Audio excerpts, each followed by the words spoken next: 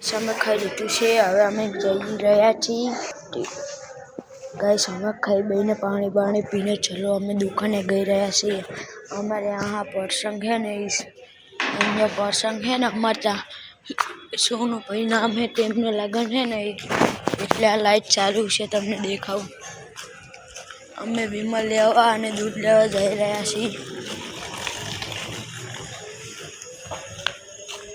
આજે તો હું બેદાન બજારમાં જતો ને हारी हमारी गाड़ी आ वाइट कलर नी, इसका नंबर प्लेट है 6058। पता है क्या? और ये गाड़ियों का पार्किंग है।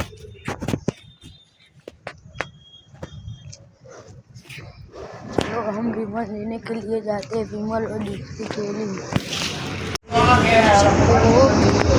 जो दुकान वाले भाई आ जाते हैं विमल लेने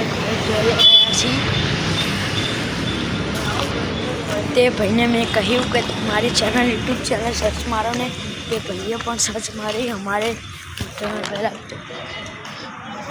200 फॉलोवर्स करवाना से।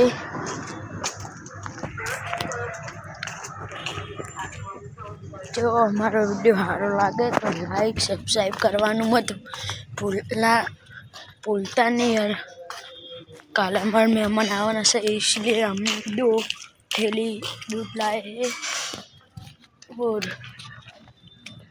आज तो हमने भाजी और पुलाव खाए, भाजी पाव और पुलाव खाए मैंने।